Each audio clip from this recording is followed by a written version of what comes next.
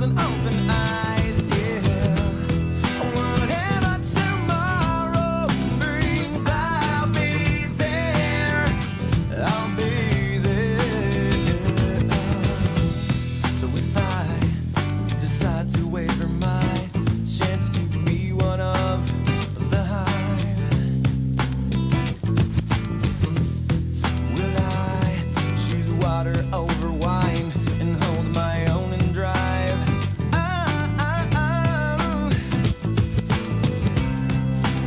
Than me before, and it seems to be the way that everyone else gets around. Lately, I'm beginning to find that when I drive myself, my light is found. Whatever tomorrow brings, I'll be there with open arms and open eyes, yeah. Whatever tomorrow brings, I'll be there. I'll be there.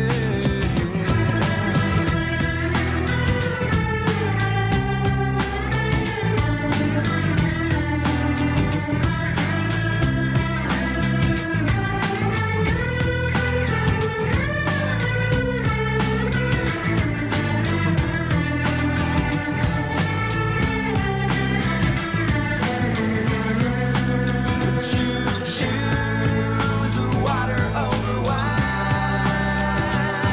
Hold the wheel and drive.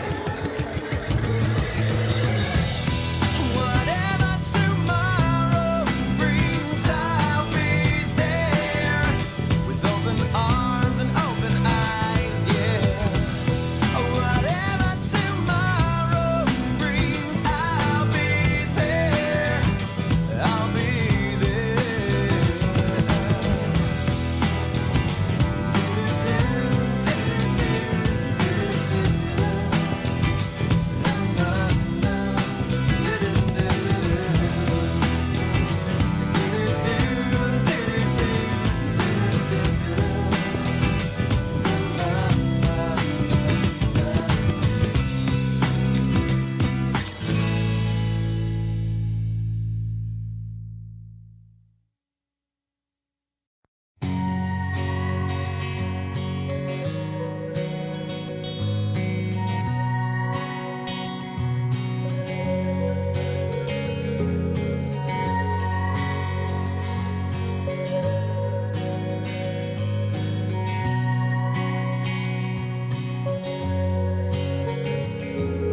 So you sailed away into a gray sky morning. Now I'm here to stay. Love can be so boring. Nothing's quite the same now. I just say your name now, but it's not so bad. You're only the best I ever had. You don't want me back. You're just the best I ever had.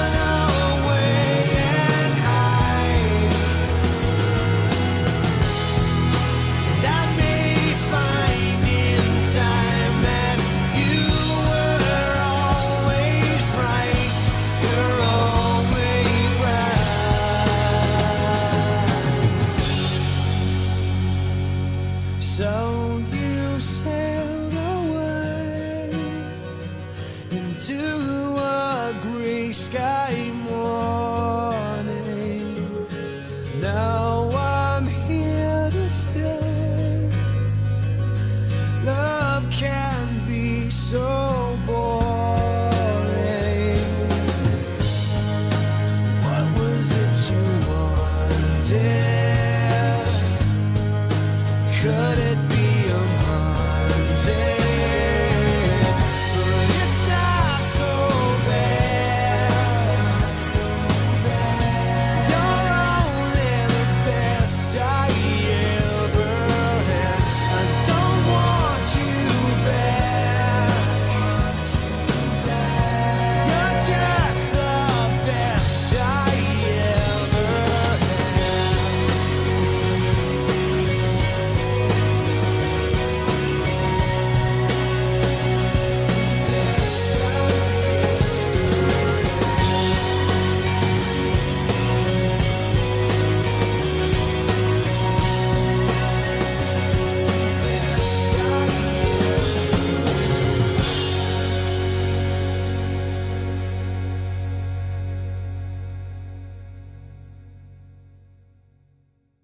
When warts get out of hand or foot, Compound W helps clear them away fast. The #1 brand most trusted by wart sufferers. Finally reveal clear, touchable skin. Compound W, the touch of science.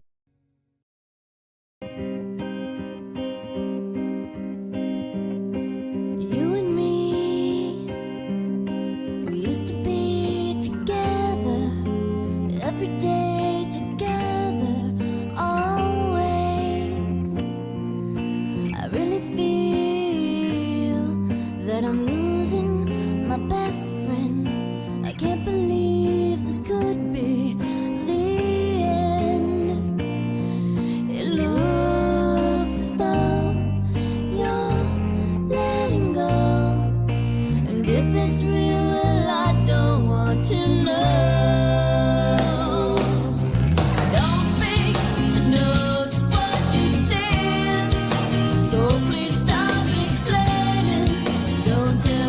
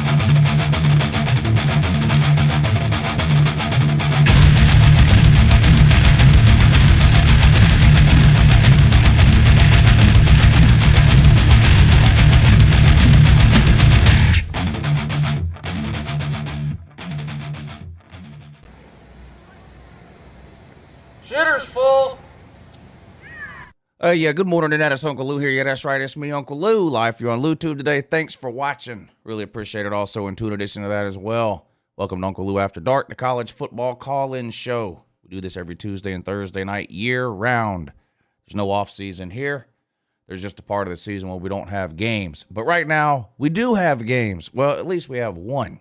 Georgia versus Bama coming up on Monday. Give me a call tonight. We'll talk about the national championship game. 706-786-4481. 706-786-4481. 4 days away from the rematch. Bama handled Georgia in the SEC title game without a problem. Now Georgia gets another shot at them in the Natty game. See what happens here in just a few days. 8 o'clock Monday night. I will be live streaming the game. I think I'm also going to do a live pregame show here on the channel. Maybe like 5 to 7. The game's at 8. I maybe do something from 5 to 7 or 5:30 to 7:30 or 6 to 7, something like that on Monday. So stay tuned for that. Anyway, appreciate everybody tuning in tonight. Comment section doing their best to behave themselves, which for a lot of people is easier said than done.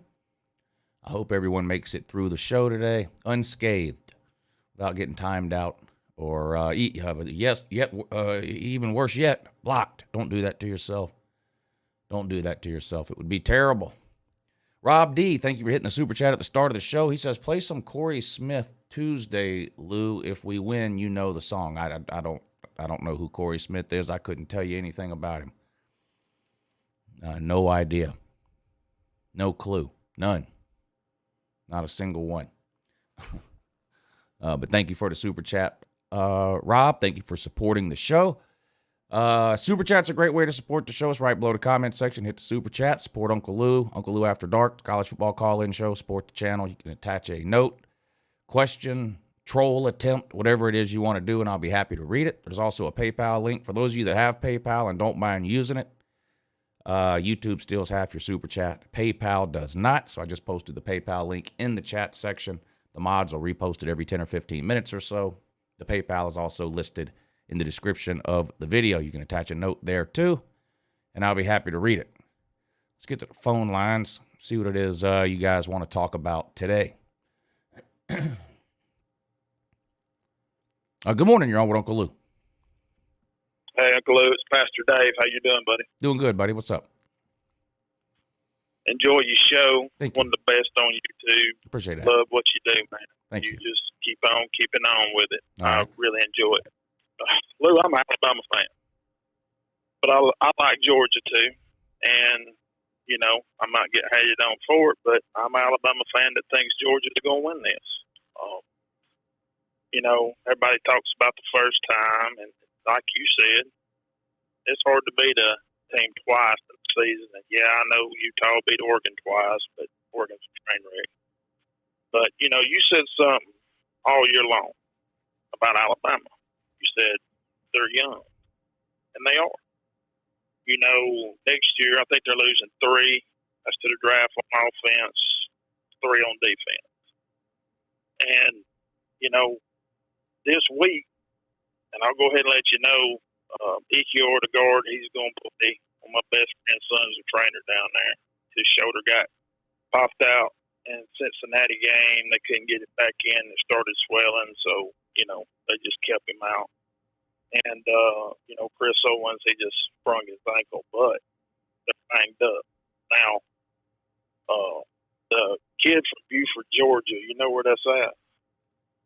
Yeah. Seth McLaughlin, the center. Yeah.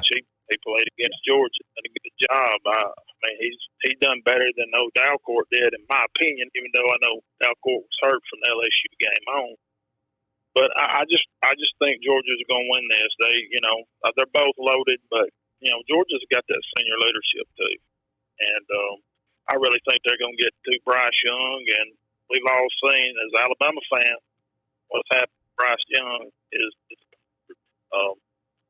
I just think Georgia's going to just get it done this time.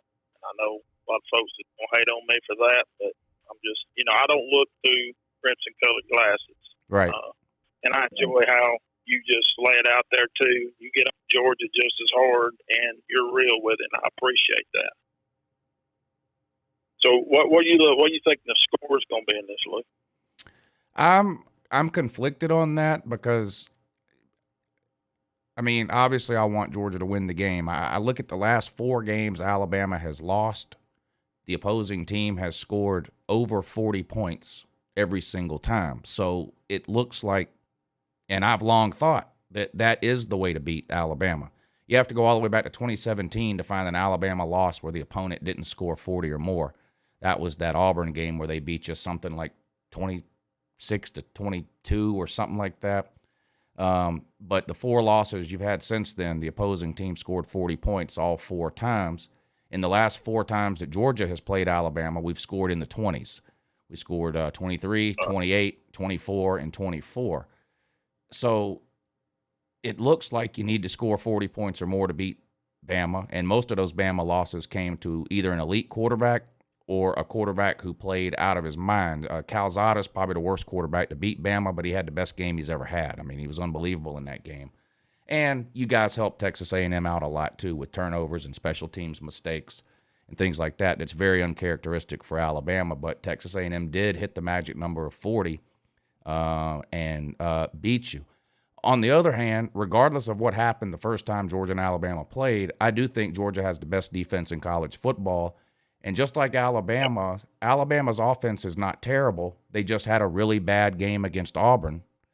I believe that to be the case about Georgia's defense against Alabama. I do not think Alabama will score in the 40s again on Georgia unless Stetson Bennett turns the ball over multiple times again, which he did. Really, the defense only gave up, 34 because Stetson threw the pick 6.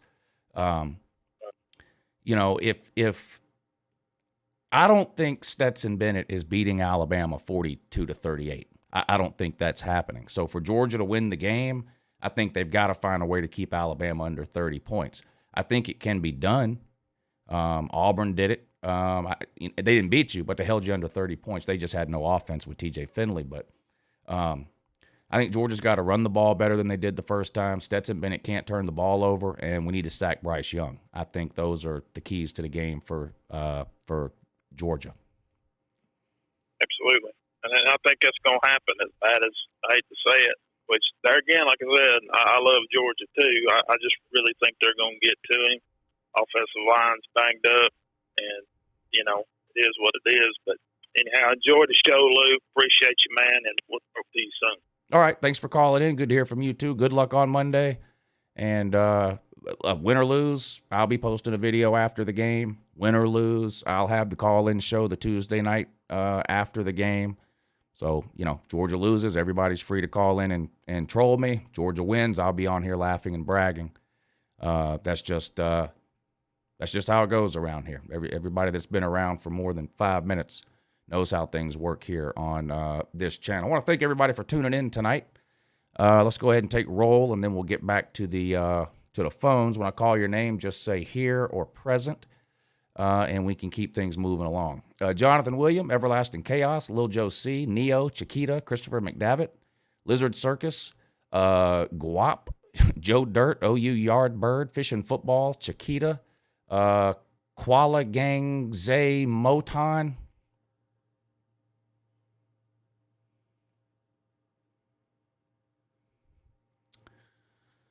Finesse Gang Polo, Battle Angel, Sour YT, VicTube Productions, Box of Biscuits is here. Who doesn't love a box of biscuits? Good to see you in here. Box of Biscuits. Rob D, Stephen Cuffey, Baylor Man, J. Dodd Music, Chiquita, Stingray, Neo, JC, Robbie Platts, Dylan Deloney, Jonathan William, Jerome Pruitt, Tilly, Pastor Dave, Ethan Cruz, Baylor Man, Mr. Moss, Bad Bass, or Bass. I'm not sure. One of the two. Ace of Spades. Ace of Spades. That shit ain't funny. Diego Sanchez, Tim Ledford, Dubois de la Fresca, Abiento, Adaman, Pompon Kesquila, say Polici Mel Mamzella, and everything like that. Yep. Good morning, you're on with Uncle Lou. Hey, Lou, what's up, man? What's up, buddy? Hey, can you trust those Craigslist ticket sites on the Indianapolis page? I'm kind of considering going up there. I just love to see a game of that magnitude. No, I would not buy a ticket to anything off of Craigslist. The only thing I would buy off of Craigslist is prostitutes. That's it. Okay. Hey, if I was Georgia, man, I'd feed Bauer all day long because that's who's given Alabama fits over the years at the tight end. Well, we did that last game. We did that last game and lost by 17. So we threw Brock Bowers the ball 16 times. He caught 10 of them for 200 yards, and we lost by 17. So I get what you're saying, but there's got to be more than that. Well, feed it to him 25 times, man. I mean, he's a house in Alabama. I like Georgia's chances, but I'm just afraid that Georgia's going to be like in control, like in the middle of the third quarter, and Kirby's going to start his shit again. We've seen it before. I mean, Georgia has had double-digit leads on Alabama the last 4 times we played them, and we've lost all 4 games. So, that's something I left out when the other guy asked me about what Georgia needs to do to win. Georgia has to score in the second half.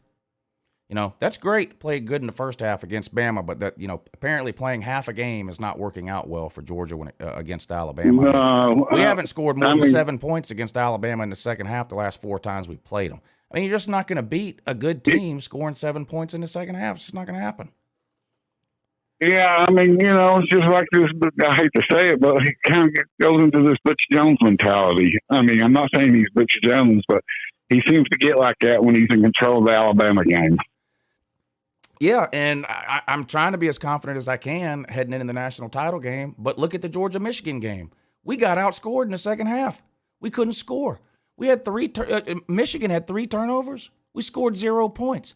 I mean, for God's sakes, if Alabama gives you the ball 3 times, you got to score. You're not going to win that way. Yeah. You're not going to win. We lost. Yeah. We lost the second half 11-10 against Michigan. You're not beating Alabama that way, and so and that was only a week ago. So I don't know what lesson we need to learn in these big games that you have to play for 4 quarters. Exactly. Well, if I don't make it up there, and Georgia handles it, can I give you my cousin's phone number in Alabama for you to call him? What, if Georgia wins? Yeah. Oh, yeah. I'd love to troll some Alabama fans. Nothing would make me happier. Well, I figured you got a long list as it is, but I just wanted to give you another one. That'd just be funny, man. Yeah, sounds good to me. All right. Thank you, Lou. All right, buddy. Good luck trying to find some tickets. But in all seriousness, it's just me personally. I wouldn't buy tickets off of Craigslist. Just me personally. Good morning. You're on with Uncle Lou. Hey, Uncle Lou. How you? I'm sorry. Hey, how you doing in that? I'm doing great in that and tuned also. That's great. That's great to hear. Is it just me, Uncle Lou, or does Bryce Young have a very similar play style to Johnny Manziel? Well, he's a way better passer. Yeah, but the improvisation, what was it like when he had that play against Georgia where we had somebody and then he got out of the pocket, broke contain, and then we had the spy up for him, but then he just threw pitched it off to somebody out of the blue and everything, and then they ended up getting a big gain off of it. Yeah, Bryce Young is an athletic, mobile quarterback. I don't see any comparison between him and Johnny Manziel, though. I don't see that at all. I guess it's just the improvisation thing, Yeah. Looking at both of them. I'll tell you who needs players. LSU needed players Tuesday. They can only find 38 of them. And Kansas State whooped that ass. Yeah. Well, anybody with any sense knew LSU was going to lose that game. I mean, they were playing a wide receiver at quarterback, and like you said, they only had 38 scholarship players. Thank you for the calls. Good to hear from you today. Let's see what's going on here. Matthew Mayhem, thank you for hitting the super chat. He says, "What's up, Lou? Big fan. Go Dogs." Mayhem Matthew. Yeah, go Dogs in that. I can sign off on that. No problem. Thank you for the super chat, Matthew. Compton LSD, I believe that is. Thank you for the super chat. What is your score prediction for the Natty? I'll let you know at the end of the Hype and Hate video what my score prediction is. Bama Mike, thank you for the super chat. He says, this is yummy. I guess Bama Mike likes the rat poison.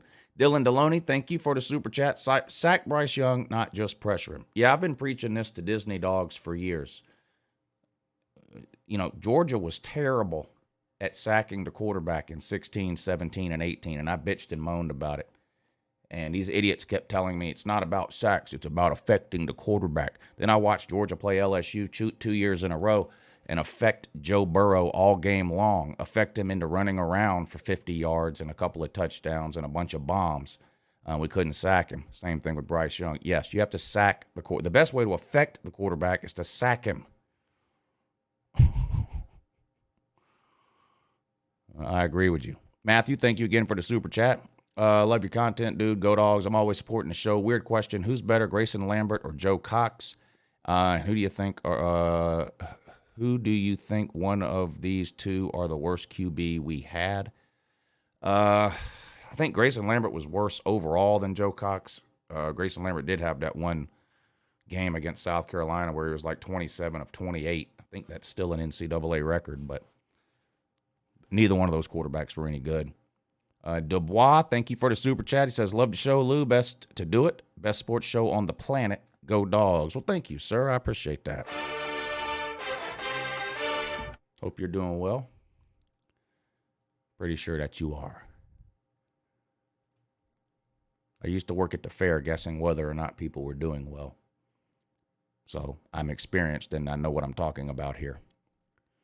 Don't try it at home, though. Good morning. You're on with Uncle Lou. Hello. Hello. So Colorado is like a much better program than Georgia.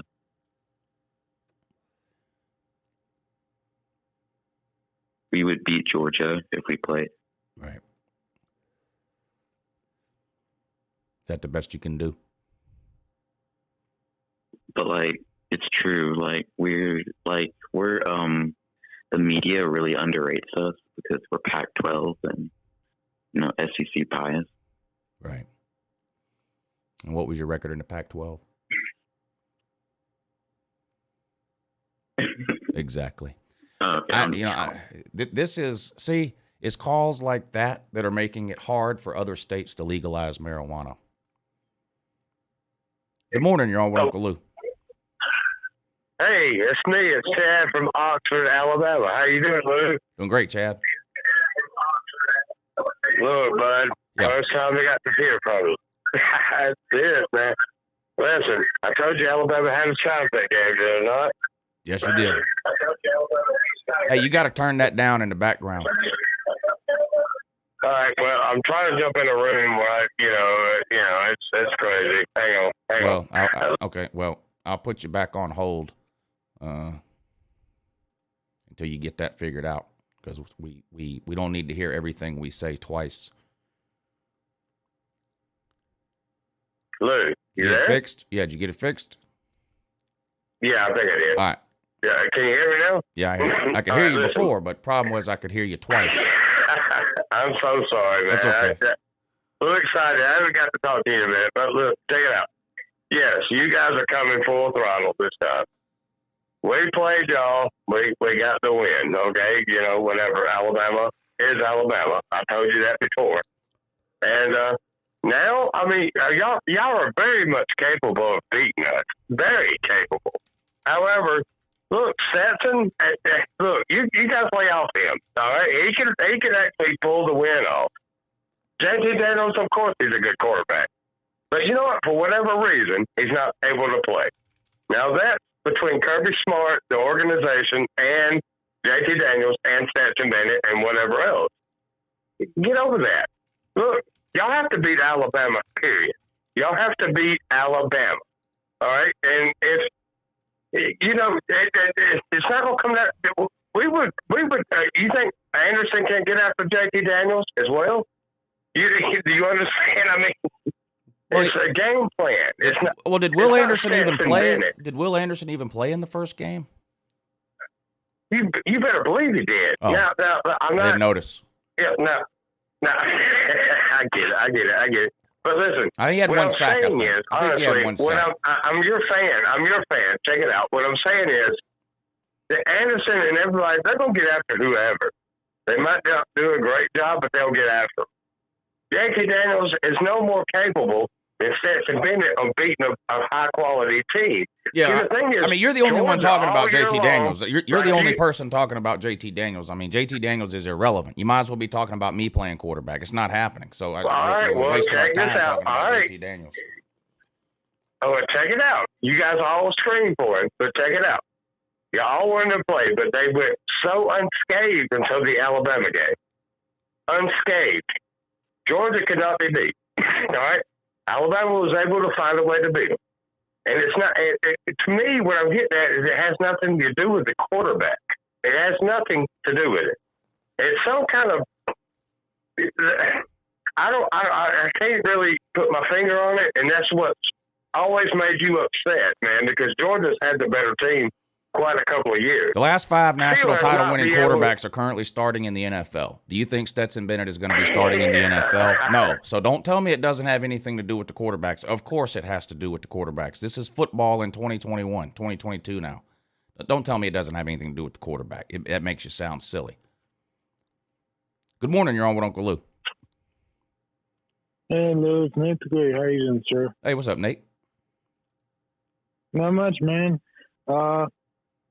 So last night I was trying to trash talk band fans, and I kind of won that trash talk battle. Because, do you mind I can say it or no? I couldn't understand what you said, Nate. No, I said that I trash talk band fans last night. Can I trash talk band fans real quick? Nate, you don't need my permission. You call in, you can do whatever you want. Okay. All right, band fans, here I come. The reason why you're so spoiled is because you have 11 fake nannies to your freaking collection, and they're made of plastic rubber.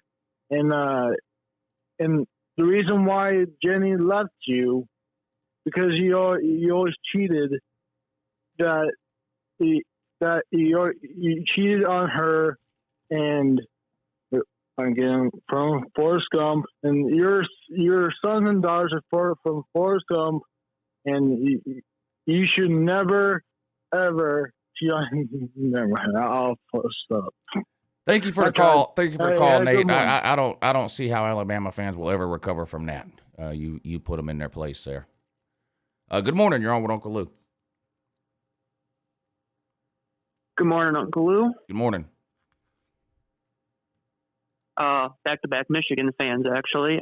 First-time caller. My name's Brendan Pagel, and I thought, why not, for my first call, talk about the absolute dismantling that your Georgia Bulldogs did to my team. Yes, a beatdown of biblical proportions. Yeah. I don't know what to say. Georgia was significantly more talented, and I don't know. Michigan didn't play very well. A little disappointed that the game wasn't closer, but still very happy with the season overall. Yeah, Michigan had a great year. I mean, unranked in the preseason to beating Ohio State, winning the Big Ten, and making it to the playoffs. I mean, the season was a success by any standard. If you would have told a Michigan fan at the beginning of the season that this was the season they were going to have, they would have been ecstatic. Now, once you get to the playoffs, obviously your hopes change, and you say, now I want to win this game and make the next one. And so when you lose, it's disappointing in the immediate term. But this happened to me in 2017. Georgia wasn't predicted to do anything in 2017, and they ended up winning the conference and making the national title game. And I was upset when we lost. But, a week, 2 weeks, a month later, whatever it was, when I look back on the season, it was a great season for Georgia.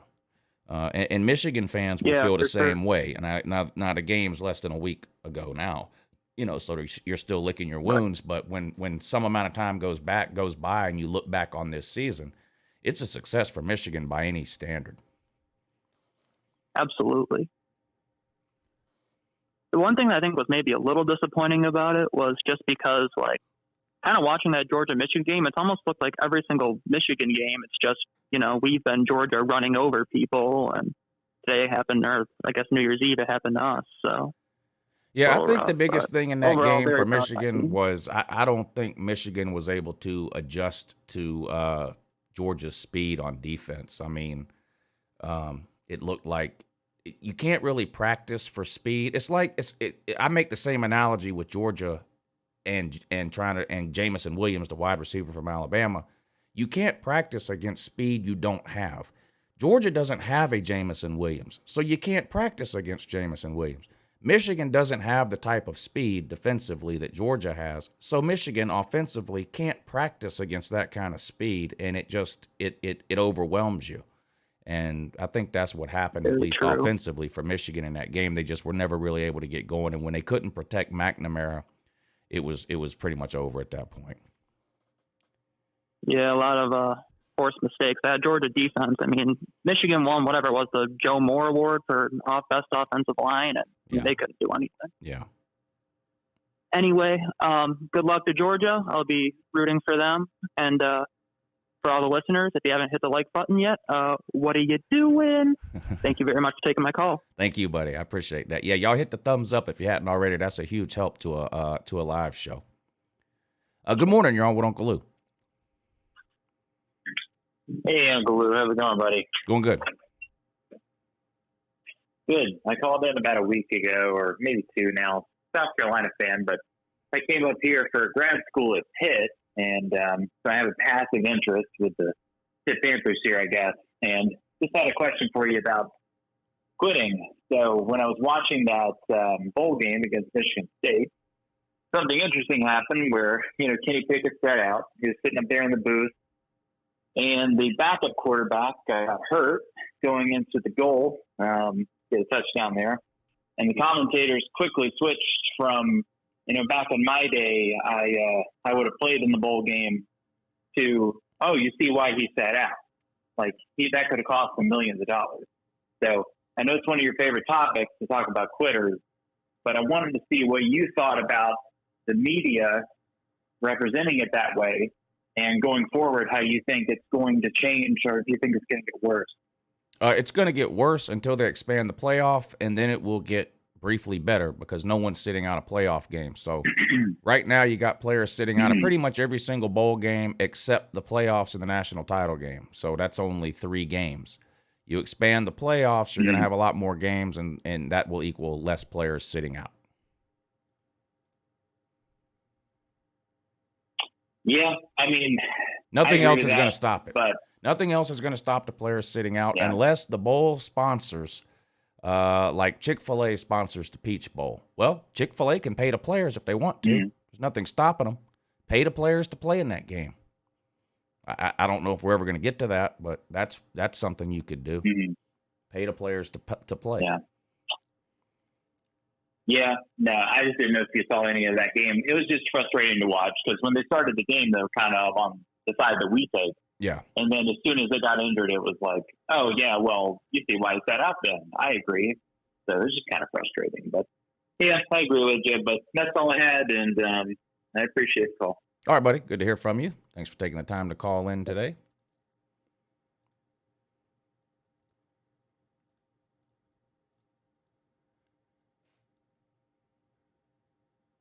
Good morning. You're on with Uncle Lou. Hey, Uncle Lou. This is Mayhem Matthew. What's up, buddy? I've been on the show before. I just wanted to tell you what I think the 3 important things that Georgia needs to win this game. Let's hear it. Number one, you need to have a great defense that we've had all year. We need to come out and, especially that defensive line, we need to rush Bryce Young, like everybody knows that. The second thing that I need Georgia to do is have that offensive line so we can run the ball. I feel like if Stetson Bennett throws 50 times again, we're not going to win. He's at best probably 15, 16 times a game. That'd be good for him. And then the third thing, I want Darion Kendrick to cover against Williams because I think he gives us the best chance to cover and stop Williams because of what he did in the Michigan game. He had 2 interceptions, and he also played in national titles before. He has experience, big game experience. What do you think about that? I don't think Darion Kendrick has gotten any faster in the last 30 days. I mean, I don't think anyone can cover Jamison Williams one-on-one. So you got to figure out something else. Safety over the top, whatever it is. I don't know. Now, they don't have Mechie in this game, so maybe that frees something up. But, I mean, the reality is our secondary is just not elite. I mean, and Jamison Williams is. I mean, Cincinnati was able to contain Jamison Williams. He had, I think, 5 catches for 50 yards, no touchdowns. We don't have Cincinnati's secondary. Do you think we're going to have to double cover Williams and them? I'm sure that he'll be double covered a lot, but one of the 60-yard touchdown passes Jamison Williams had against us last time was double coverage and pretty good coverage too. And Bryce Young made a great throw and Williams made a great catch. I mean, Williams is a better wide receiver than any defensive back we have is a defensive back. I mean, that's just an advantage for Alabama. There's not really much Georgia can do to mitigate that. I mean, that's just an obvious advantage. Look, there's not much Bama can do about Brock Bowers. There's not much they can do. And there's not much Georgia can do about Jamison Williams. You can get to the quarterback and prevent the quarterback from ever making the throw, and that goes for Alabama and Georgia. But other than that, sometimes you just have matchup advantages, and Jamison Williams is a matchup advantage for Alabama. Do you have an early prediction for the Georgia game? Yeah, Georgia's going to win. All right, go Dogs. Go Dogs. Thank you for the call. Yes, sir. Thank you. I appreciate it. Good to hear from you. Jonah, thank you for the super chat. He says, here's how to get players to play if they sign the NIL contract. You could put in the contract that if they make a bowl game, they have to play. They could do that. I don't, my honest opinion, I don't think anything is going to stop the players from opting out other than them playing in a playoff game. I just think at this point, too much toothpaste is out of the tube. These things don't tend to get better over time. They tend to get worse. Good morning. You're on with Uncle Lou.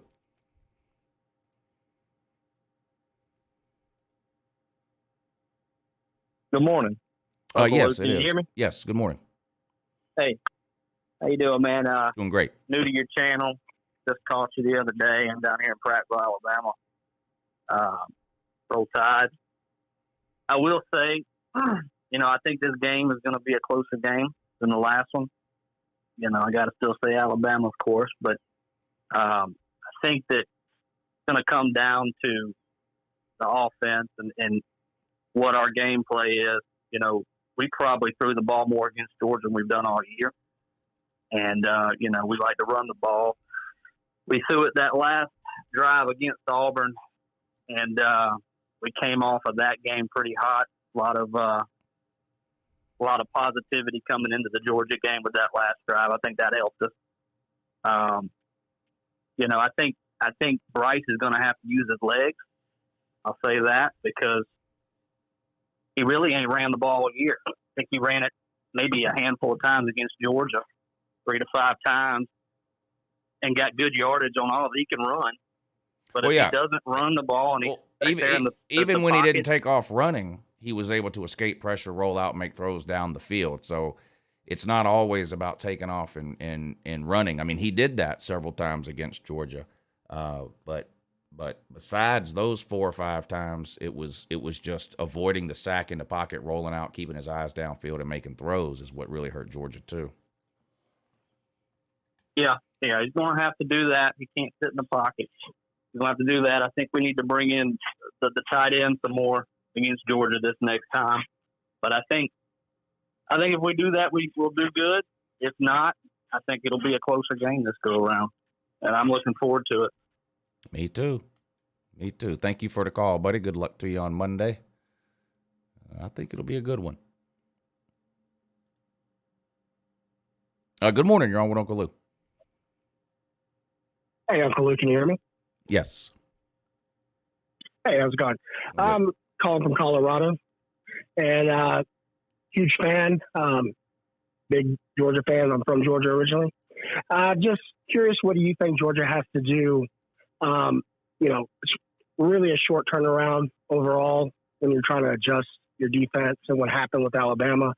And just kind of, you guys kind of already kind of touched on that, but love to hear more of your thoughts on that, what they can do to try to put the pressure on the QB, on Alabama's QB. But at the same time, his style of football worked great with Michigan's defense, but we kind of already know what Alabama's going to do. If we get into a shootout, do you think we could see JT if it comes down to it, or are we just going to ride the Bennett train? I think it's Bennett or bust. I don't think you're going to see JT do anything other than stand on the sideline. All right. And what do you think JT should do? Transfer. All right. And then any thoughts on what the defense should adjust within, obviously, during these 10 days? Well, for the front seven, I don't really think they need to adjust anything. I just think they need to play better. Maybe change up some of the blitzes a little. It seemed like we were running the same blitz over and over again, where we sent Dean and Tyndall basically right up the middle, and they just kept running into each other. And then Bryce Young would roll outside of the pressure and hit a big play downfield. Yeah. So maybe mix up the blitzes a little bit more. But I think more importantly than that is it's just they have to play better. I mean, they had 8 hurries or something like that on Bryce Young. You got to convert some of those to sacks. I mean, they couldn't sack them. Alabama has given up 2.5 sacks per game on average over the course of the season. Bryce Young's one of the most sacked quarterbacks in the Power 5, and somehow Georgia got no sacks. You just can't do that. You can't have that. You can't have that bad of a performance from your front seven again and expect to win the game. Thank you for the call. Good to hear from you. Good morning, you're on with Uncle Lou. Uncle Lou, can you hear me? Yep. Uncle, I'm from the state of the Alabama, and the technology is not that easy for much. So sometimes even though you hear me echo, it's my personality. It's hard, Uncle. Now Georgia fucking sweeps them by 10. Smoke check. Easy day. Bye. Thank you for the call. Good morning. You're on with Uncle Lou. Hey, Uncle Lou, long time fan here. Hey, appreciate it. Real quick, I hate to say it, and I just want to bring it up. Stetson Bennett has made me a huge fan of him. I like the way this kid carries himself, to be honest. And I wanted to get your thoughts on, if he can get this done, is there another story like his, in college football? It's if he gets this done, it's going to be crazy. I think it's going to be ESPN 30 for 30. It's going to, would you agree? Do you know of any other story? Well, I think it depends on how he plays. I think it depends on how he plays. If he's 23 of 30 for 300 yards and 3 touchdowns and Georgia wins, that's one thing. If he's 14 of 24 for 120 yards and Georgia wins, I think that's another thing. And the defense holds Alabama to 9 points or something. You got to wait and see. Stetson Bennett's a good story. I don't have anything against Stetson Bennett personally. My issue that Georgia's the only team in America that's had a top 3 recruiting classes 5 years in a row, but somehow we're starting a not very good walk-on at quarterback. And to me, that's unacceptable. And it's got nothing to do with JT Daniels or Brock Vandagriff or Carson Beck. Let's say I believe the coaches. Stetson Bennett is the best quarterback on our team. Well, if that's true, I have a big problem with that. Who's evaluating these quarterbacks out of high school? Who's offering these quarterbacks scholarships, but then they're not good enough to beat out Fromm or Stetson Bennett? That's the issue. The last 5 national title winning quarterbacks are currently starting in the NFL, except for Deshaun Watson because some masseuse has her fist up his butt. But other than that, they're all starting, all of them. Tua, Hurts, Joe Burrow, Trevor Lawrence, these are all starters in the NFL. And I'm not, I would not argue. I don't have anything against Stetson Bennett. All. I'm sure he's a great guy, and it's a great story. And it sounds harsh, I guess, or whatever, but I'm not concerned with any of these people's feelings. I mean, this whole thing, quit talking about kids. Stetson's 22 years old. He's not a kid, 22 or 23 years old, and these quote unquote kids can get paid now. So the idea that you can't criticize him is insane to me. Whenever Stetson Bennett has played well, I've been the first one to come on and say he played well. He played well against Michigan. The defense also held Michigan to 11 points. I don't have any doubt in my mind that Stetson Bennett can beat anybody in America if Georgia's defense holds that team to 11 points. There's not a doubt in my mind that Stetson Bennett can get that done. My question is, what if the defense gives up 30? That's my question. Right. I totally agree. I can't argue with that at all. You make some very valid points, and I agree with every one of them. His story has been that's a great so story. Cool to follow. And when we lost the SEC championship game, I mean, let's keep in mind that one of what's considered one of the greatest quote unquote stories in the history of college football is Rudy, and everybody other than Notre Dame fans has been making fun of Rudy for 50 years. But somehow, if you criticize Stetson Bennett, you're the world's worst human. I don't understand. I mean, people have been making fun of Rudy since the minute they carried his scraggly ass off the field. But somehow Stetson's off limits. I don't understand. But thank you for the call, though. It was good to hear from you.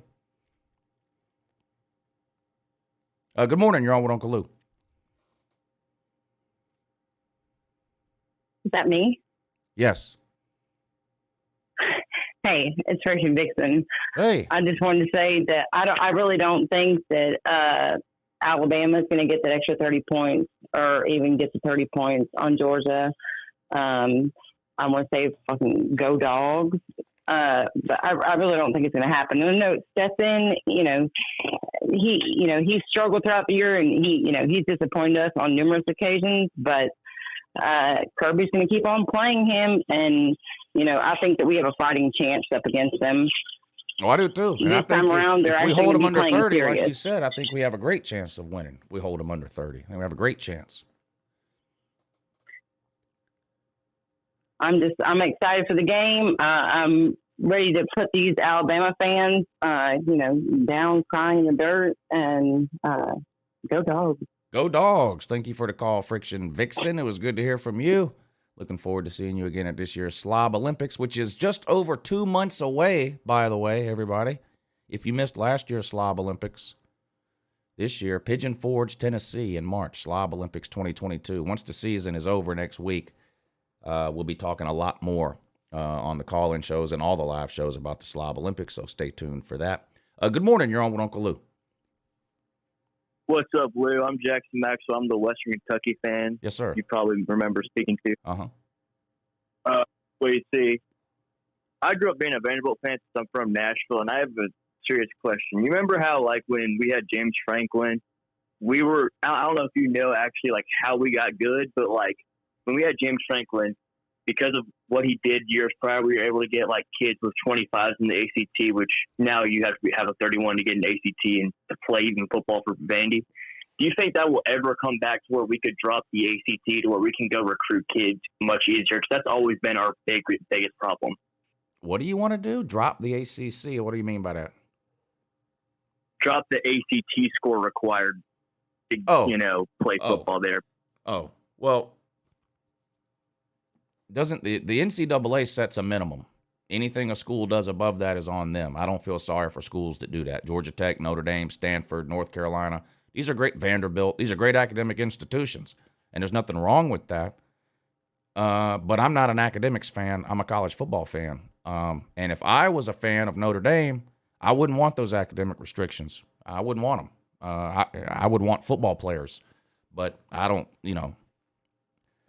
as far as whether Western Kentucky should lower their academic standards, sir, I don't have the foggiest idea or clue. Or Western's doing fine. I'm just talking to because I grew up being a Vandy fan, so the thing about that is it's people who don't actually keep up with Vanderbilt, like when they all act like, James Franklin, after that, y'all just went to shit. It's like, there's a reason why Vandy can't fucking recruit. It's because you have to have a 31 or 32 as a football player to even get into school there.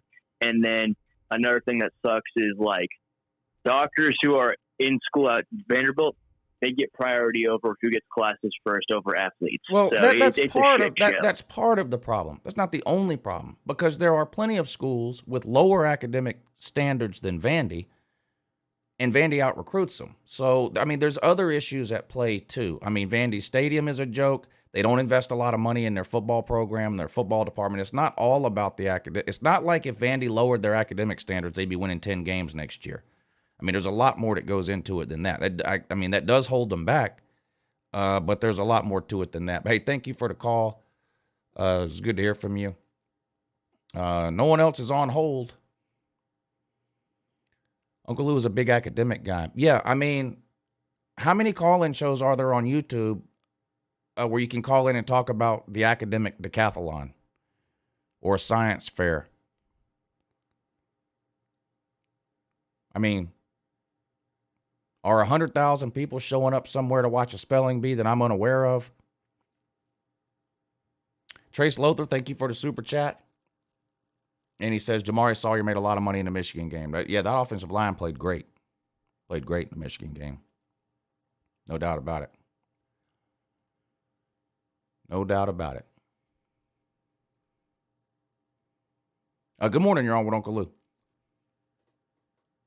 Hey, Uncle Lou, this is a long-time listener, Cameron Smith. I'm from South Carolina, but I live in Arkansas. What's up, bud? What's going on? I just want to say I like your show, man. Keep doing what you're doing. Me and my wife, we watch it all the time. She's from Arkansas. She went to Fayetteville. And she's not even into football, but she likes your show and stuff. So just calling to let you know that I hope Georgia beats Alabama. And well, she ought to get into football. Arkansas is headed in the right direction. But you got to talk her into it. Learn her up about it. I'll be learned up about it, but we just moved back to Arkansas from, so I was showing what real estate looks like. Yeah, you know. But well, from a South Carolina fan, go Dogs. I appreciate that, man. Thanks for the call. Tell your wife I said good morning. I appreciate y'all listening in, and hope to hear from you again. Thank you for the call.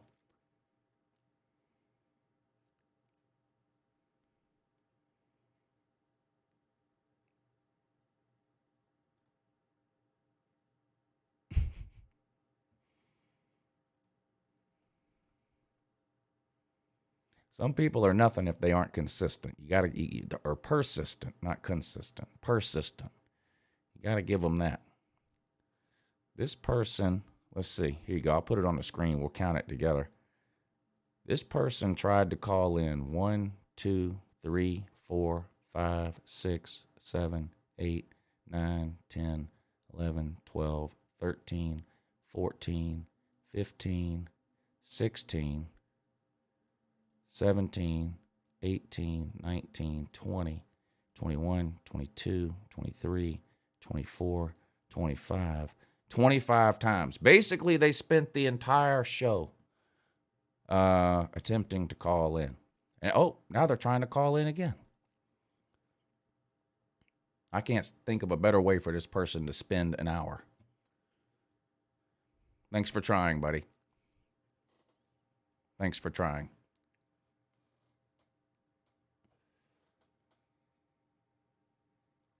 All right. No more real callers on hold. Just the one guy that's called in 45 times. Oh, no, we actually do have another real caller on hold. Good morning, you're on with Uncle Lou. Hey, Lou, this is Jacob. I'm from Northwest Georgia. What's up, buddy? What's going on, man? I got 2 points. Well, 1 point, and then I got a question. The first point is, I get what you come with the Georgia-South Carolina rivalry going on, because I live in Northwest Georgia, and Georgia and Alabama over here it gets rough during when Georgia plays Alabama. because all you hear is go Bama, roll Tide. Yeah, it gets rough But, when you run a YouTube channel too. Yeah. The question though I have, my second point is let's say Stetson Bennett, he plays the game of his life. He has a perfect game, and Alabama does play a really great game. Stetson Bennett plays his greatest game of his career. Do you still see Georgia winning, or does Alabama win? If Stetson plays great, and what else did you say? If Stetson plays the best game he's ever had, like he plays a perfect game, and Alabama plays a really good game, does Georgia still win, or does Alabama win? Are you talking about like a shootout? No, I don't think Georgia's not winning a shootout with Stetson Bennett. No. Okay. Yeah, I was just wondering because the caller that called before with Stetson Bennett, I love his story, and he's a good person. I love his career. But I agree with you. He's not in my opinion, he's not an A-tier quarterback. Well, he's not an A-tier quarterback in anyone's opinion. Yeah. He's a quarterback that can win if the defense holds someone under 10 points. That's about it. Thank you for the call, though. Good to hear from you. Good morning. You're on with Uncle Lou.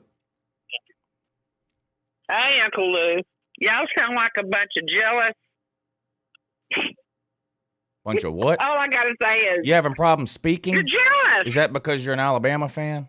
Take the marbles out of your mouth, you stupid bitch.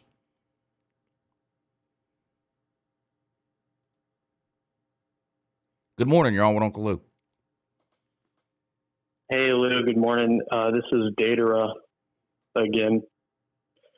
Okay. I had a couple questions for you. So my first question is, I was actually watching the Late Kick show, and Josh Pate says that this is a must-win game for Georgia. I wanted to get your opinion on that. Or else what? I guess he's talking about like the Howard. I mean, I don't really, but I guess he's talking about the trajectory of like the program. What trajectory? We're sitting on 4 top 3 classes in a row. So if Georgia loses this game, they're going 6-6 next year? That's silly. Yeah, I agree. And then my other question is, are you streaming the game on YouTube or Patreon? I'm not sure yet. I got to talk to the Patreon people. I want to stream it on YouTube, so we'll see. I don't know yet. I got to figure that out probably tomorrow. Okay. All right. Well, thanks for taking my call. All right. Yeah, good to hear from you. Thanks for taking the time to call in.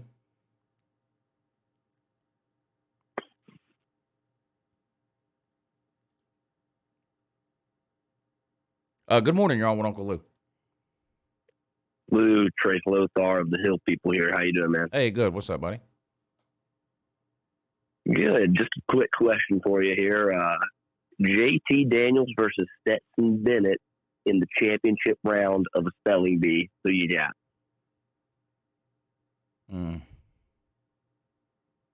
Hell, I'd take JT Daniels even in a spelling bee. I ain't gonna lie. Oh, man. All right, Lou, just wanted to call and mess with you real quick. Go Dogs, so we win Monday. All right, buddy. Go Dogs. Thank you for the call. Good morning. You're on with Uncle Lou. Roll Tide, bitch. How you doing? Doing good. Yeah, it's Ballard. Listen, we're coming to take the crown this Monday night. There's nothing Georgia or JT or Stetson or anybody can do about it. Have a good morning.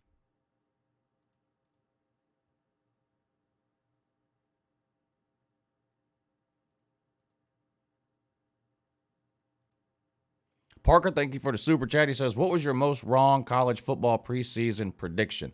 I do a video after the season called Uncle Lou was right, Uncle Lou was wrong, where I go back and look at all my preseason predictions, and I pick like the 3 or 4 worst ones, 3 or 4 where I was kind of right and 3 or 4 where I was really right. So I don't know off the top of my head.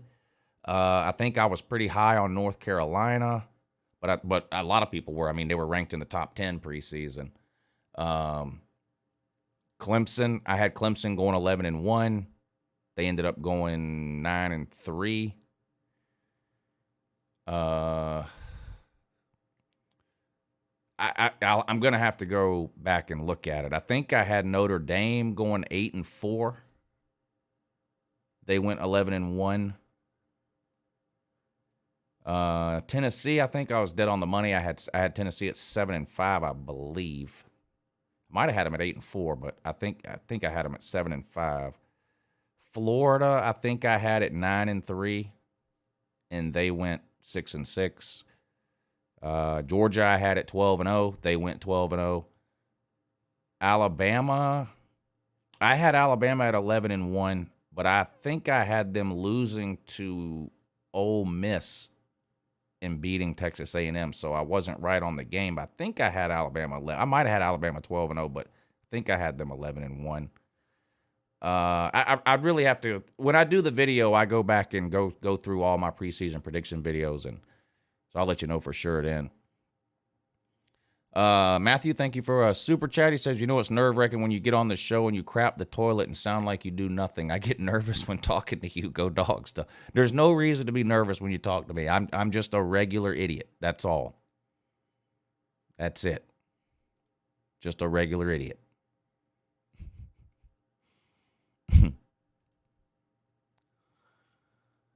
All right. Nobody on hold, so that's going to do it. Well, except the one person that's called in 30-something times trying to get on, but no one else. No one worth hearing from.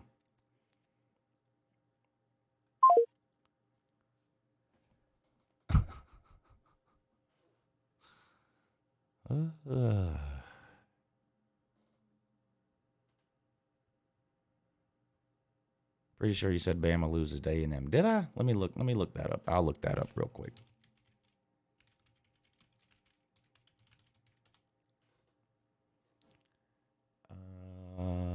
Alabama Crimson Tide football. No, that's a schedule preview.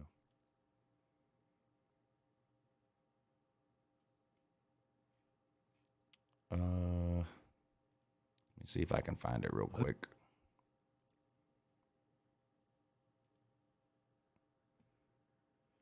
Did I even do an Alabama one? 2021 team predictions. Every year I sit down to do this. Shut up, Lou. Stop talking, Lou. Did I do Alabama? Let's see.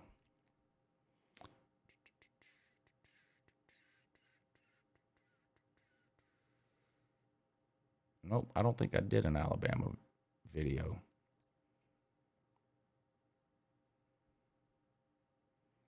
I did Florida State. What did I have them doing? I had Florida State at 1, 2, 3, 4, 5. I had Florida State at 6-6. What were they? 5-7? 4-8. What was Florida State's record? I had them at 6-6.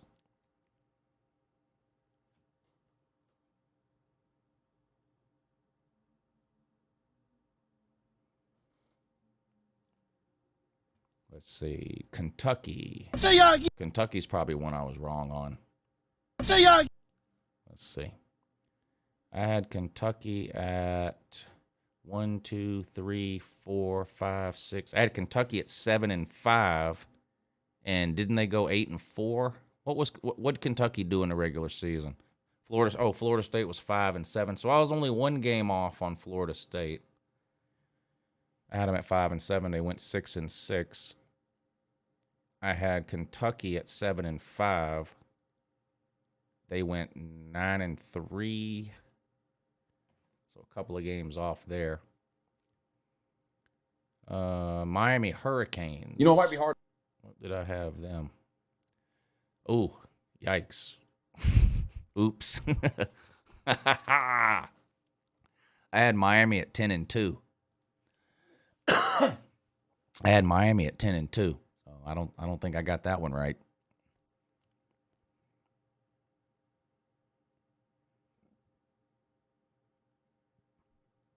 What about Nebraska? What a preseason coach. Of course, Nebraska is the best 3-9 team in football history. I had them at 1, 2, 3, 4. I had them at 5 and 7. They went 3-9. So I'll go through all these and make a video on them at the end. Probably not next week, but the week after. I'll probably do that. Next week is either going to be a whole series of crying videos or a whole series of bragging videos, depending on what happens Monday.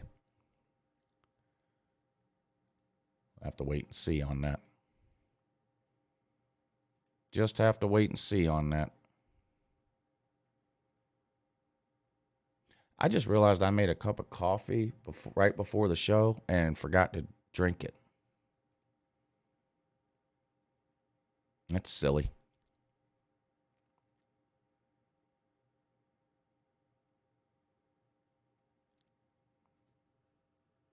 I think I had Georgia and Oklahoma in the national title game, so I was 1 for 2 there.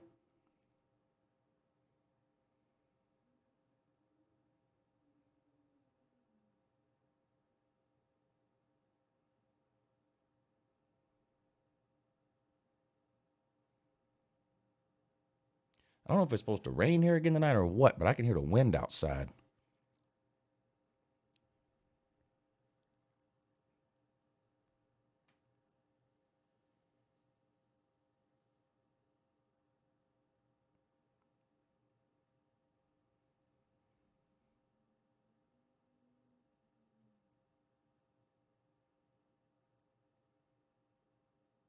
I hope to stream the game on YouTube. I'm gonna make a post over on the Patreon page tomorrow morning, and ask everybody over there what they think about that.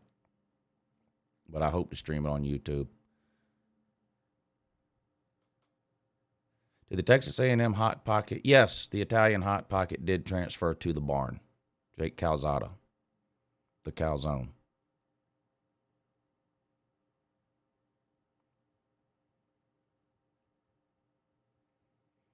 Is there any news on Harrison Bailey? Has he landed anywhere? Some of these people aren't going to have anywhere to go. Some of these people that haven't played that much and they're trying to transfer somewhere else, I don't know.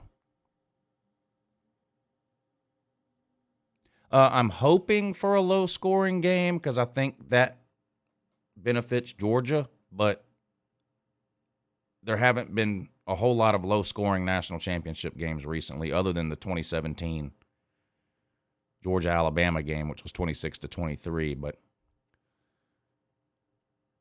most of the national title games, it seems like the winning team gets up into the 40s.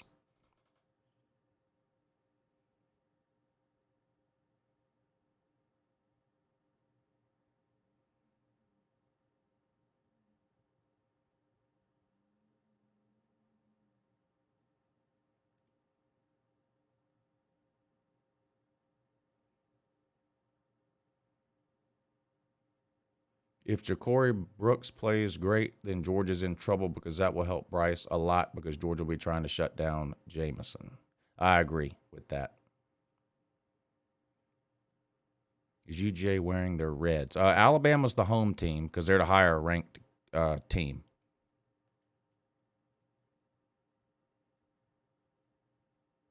How many bad referee calls will we get? I'll say at least 4. One way or the other. The referees are just terrible. I don't buy into the Alabama conspiracies or anything about referees. The bad calls are just as likely to go against Alabama as they are Georgia. We'll have to see how it plays out. But as far as the total number of bad calls, at least 4. I mean, the refereeing this year has been the worst I've ever seen. Will the Dogs be in the playoff next year? It's a little too early for me to do predictions about next year.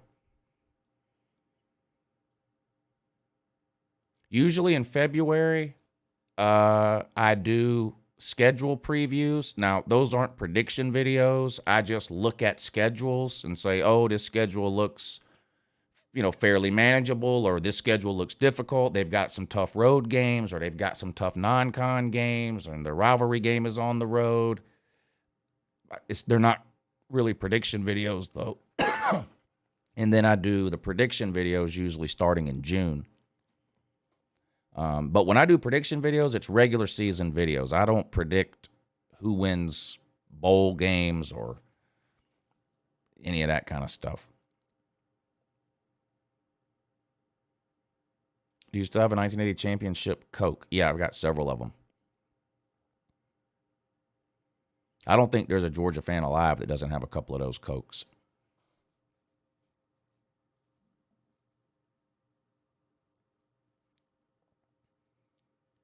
Scale of 1 to 10, confidence level on a Georgia win, 6.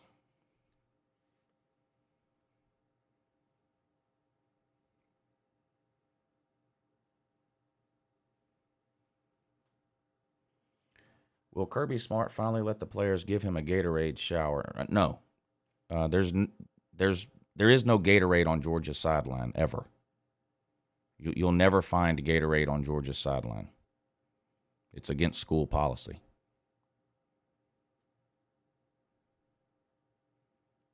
It's Powerade. But the answer to what you're generally asking, yes. The answer would be yes. It's just not Gatorade.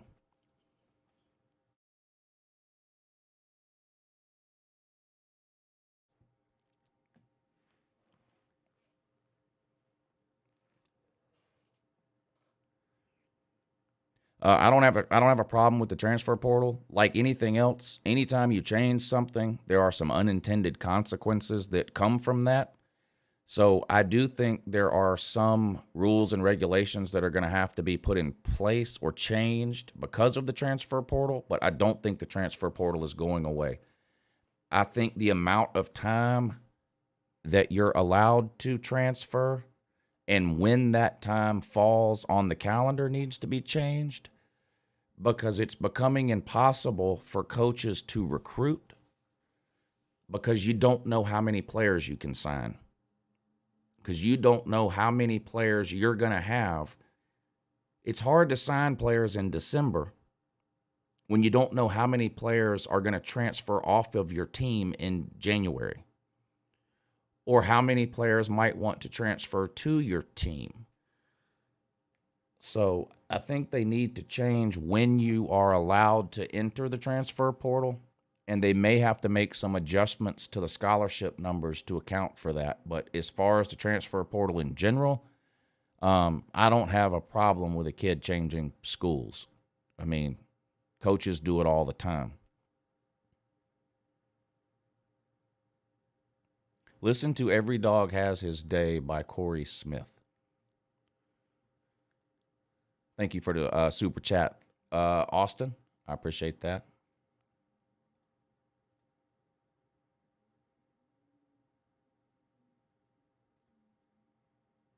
Is Georgia tight end Brock going to NFL or staying? He's a true freshman. He can't go to the NFL. He has to play college for 2 more years after this year. He's a true freshman.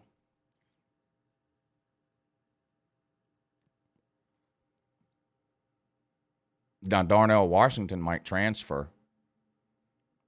If I was Darnell Washington, I would transfer. I don't want him to. I like Darnell Washington, but we don't use him for anything. He might as well go somewhere where somebody's going to throw him the ball.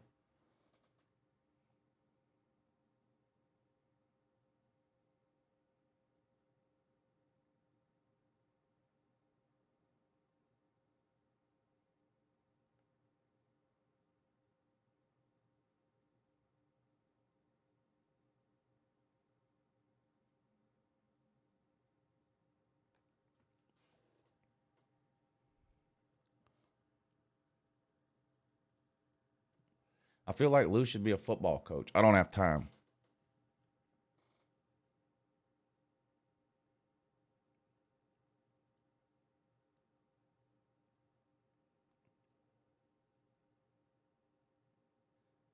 In what year in the future will Florida beat Georgia? It's at least 2 years down the road.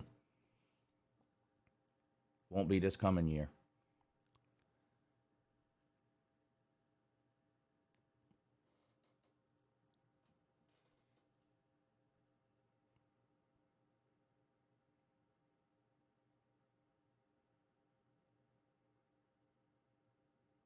Favorite cereal? Fruit Loops.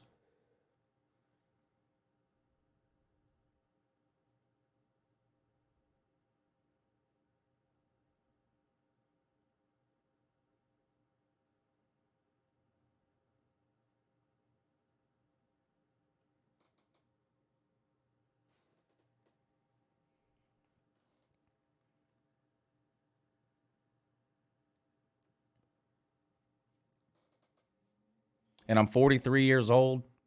I was 41 years old when I found out that all Fruit Loops were the same flavor. And it devastated me.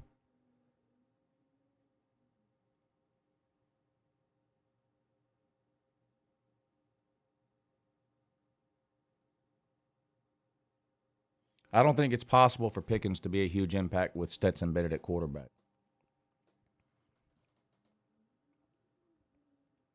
Stetson said that he's not the savior. Well, I guess he's been listening to Uncle Lou every day like he's supposed to. I've been saying that for 2 years.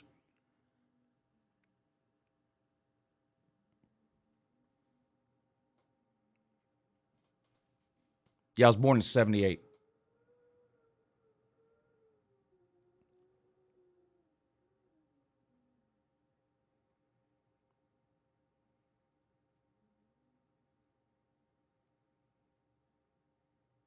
IHOP sucks.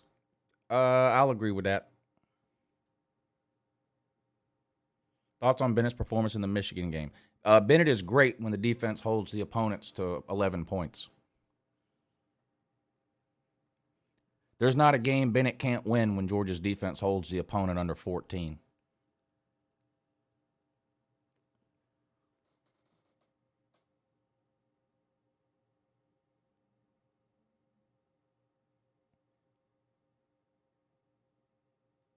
If Stetson can beat Alabama, I've never seen Stetson beat anybody.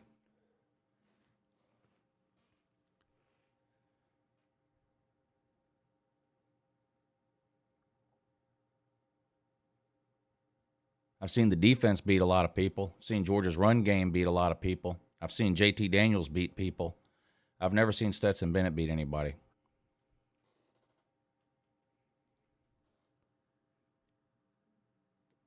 What do you think about Caleb Williams? I think he's a great quarterback. With 1 year's worth of some of the best development a quarterback can get in all of college football, and that's under Lincoln Riley.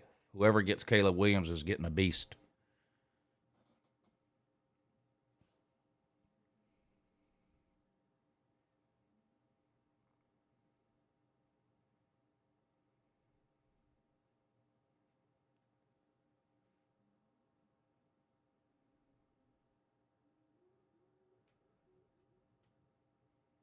Give credit to offense coordinator. We put up 30 points a game.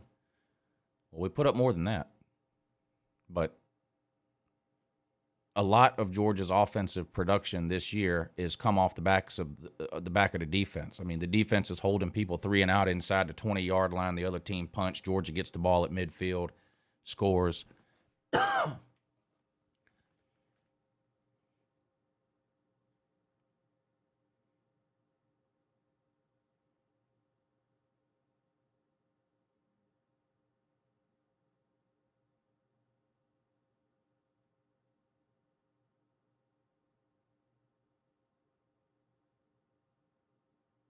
Could Caleb Williams go to Georgia? I'd be shocked if he did, but apparently Georgia's somewhere on his list. But I would be absolutely shocked if Caleb Williams came to Georgia. I don't think he's that stupid.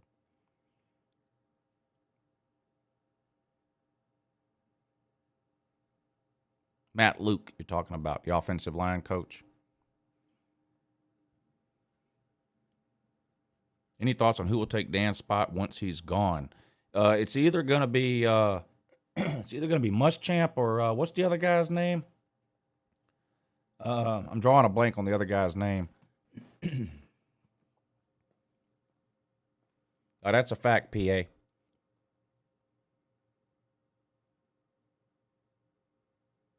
Yeah, I think Carson Beck and JT Daniels are transferring.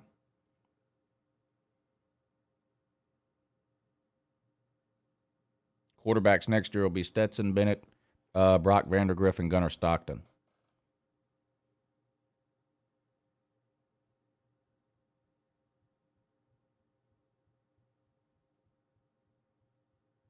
More bad news. Georgia's defense is not holding opponents to an average of 9 points a game next year either. That's not happening. So they better figure something out offensively.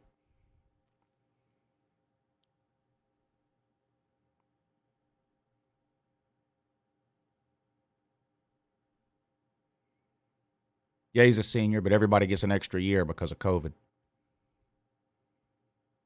So Stetson can come back if he wants to. I don't know where else he would go. An insurance company, maybe.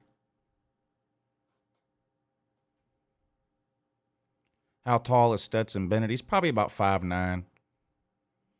I think he's listed at 5'10". He's not 5'10". No, I don't think Stetson's got any chance to get drafted at all.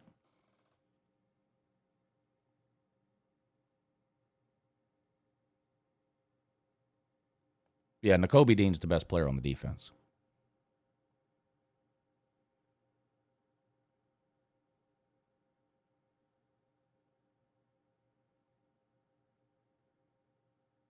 Will Lou be in any more commercials? I have no way of knowing. If it was up to me, I'd be in every commercial.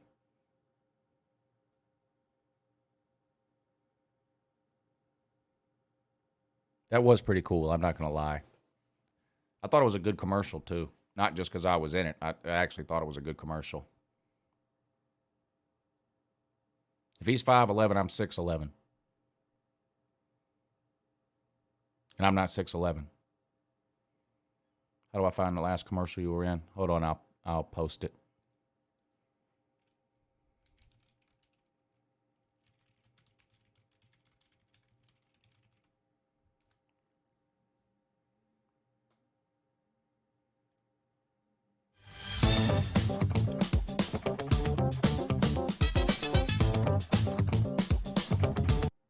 All right, here it is.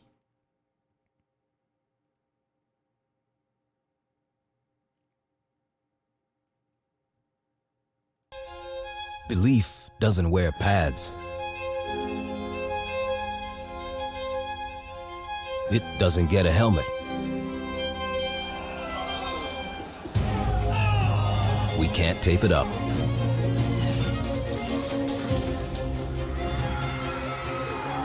And yet every week, we send it out here. Fragile and unprotected. And sometimes it gets crushed. But if it lives to see another day, belief only grows stronger and stronger and stronger. Until it's strongest when the lights are brightest. Alabama versus Cincinnati. Michigan versus Georgia. One of these teams will make believers of us all.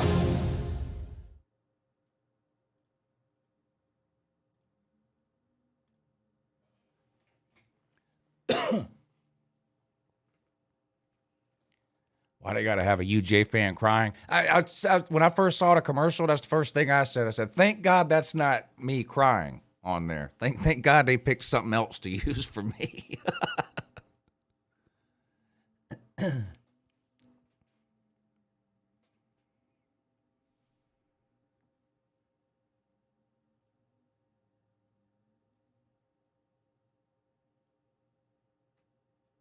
Will you kiss the TV if Georgia wins the Natty? None of that. I don't plan any of that stuff out. My reactions are for better or for worse, and some of them have been for worse, but for better or worse, my reactions are whatever they are at the moment that they happen. Look, I've been watching college football for a long, long time, way before YouTube was even a thing. And I've seen people do all kinds of crazy shit while they're watching a football game. It just so happens a lot of the crazy shit I do is on camera. That's all. Yeah, it's not like I'm some kind of a weird. Well, I am a weirdo, but I mean,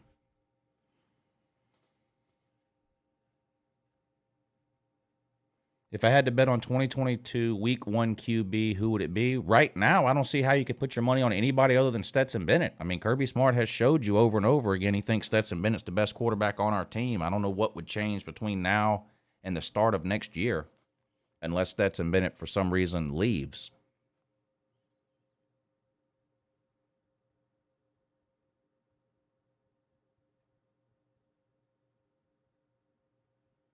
Pretty obnoxious, Ethan, for a while.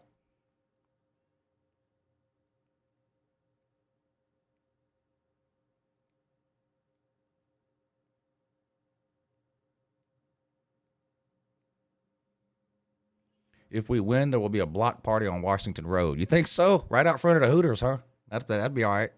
Right out front of the Hooters, just shut Washington Road down right out there. So they got that big parking lot back behind there, too.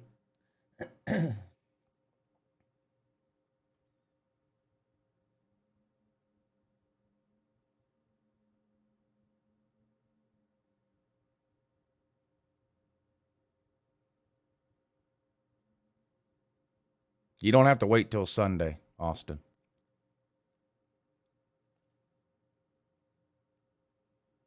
Would Uncle Lou be the guest picker on game day? No. I have to stay home on Saturdays. Unless they do it by Zoom or something, but I'm not going and sitting on the set.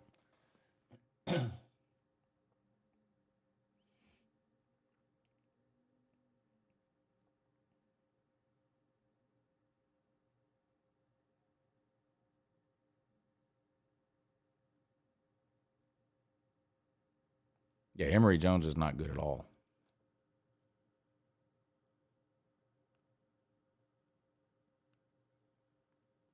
I think Corso will pick Bama.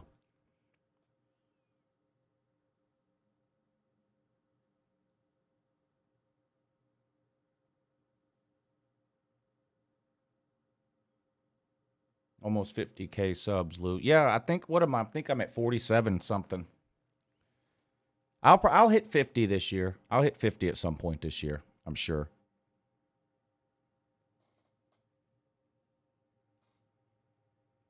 You going to the game, Austin?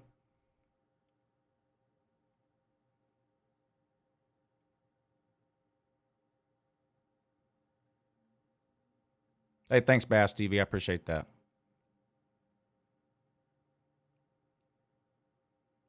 No, I didn't go to any games this year. It's hard for me to go to games anymore because I work every Saturday. I do want to force I do kind of wish I would force myself to go to at least one game a year, and maybe I'll start doing that.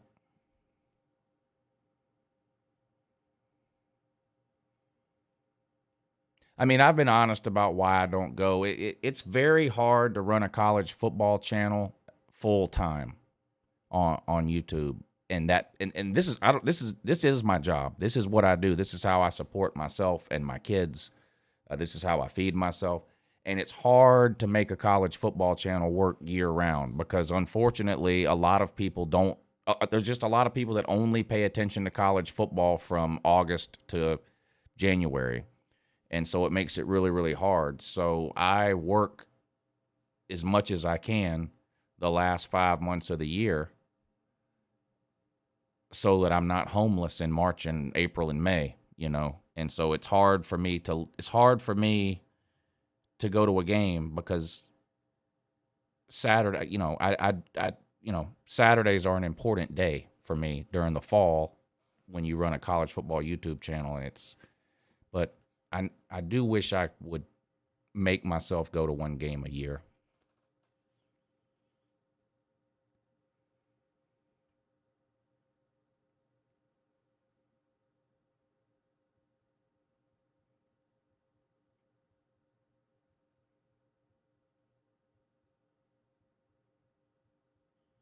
Who do you think makes the best cheeseburgers? Me.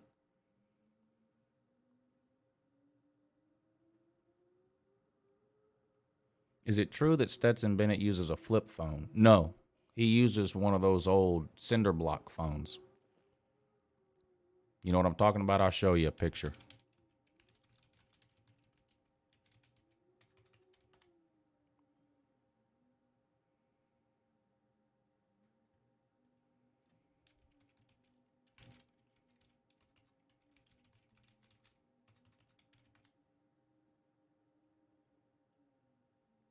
Where is it?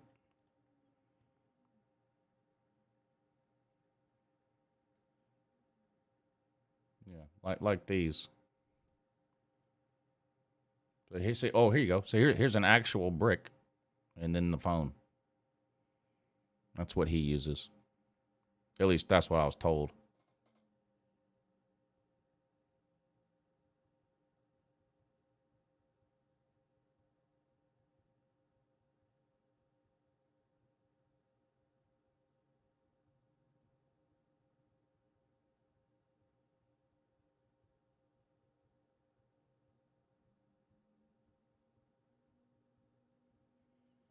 There's a few cooking videos on this channel if you scroll back far enough. I think I did some grilling with Uncle Lou videos. I know I did. I do all kinds of weird shit in the off season.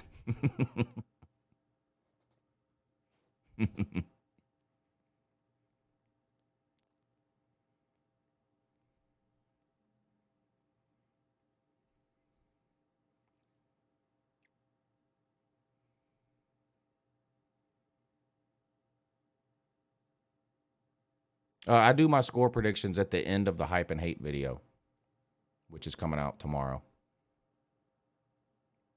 You're under investigation for texting girls? Well, what a waste of time that is. Good luck, though. Let me know what you find.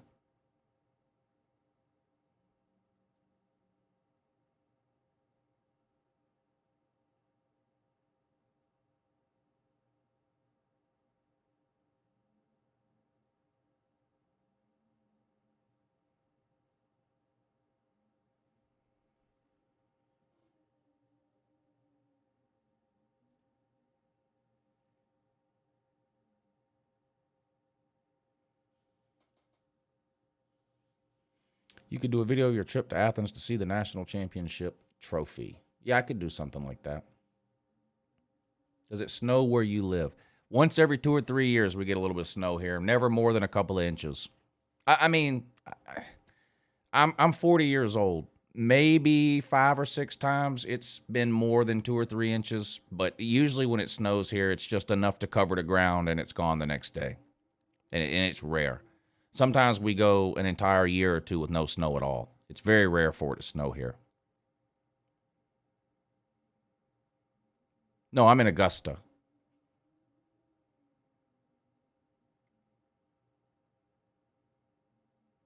North Georgia gets snow fairly regular, every year, I would say, but not where I'm at in Georgia.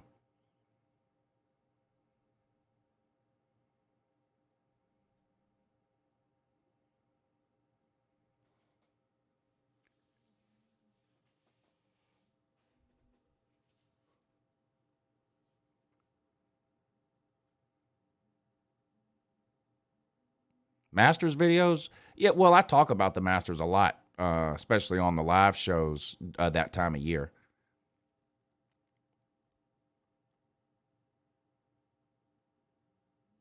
I might even do a live show on the Sunday of the Masters. A live stream. I've driven through Dahlonega, but I've never stayed in Dahlonega.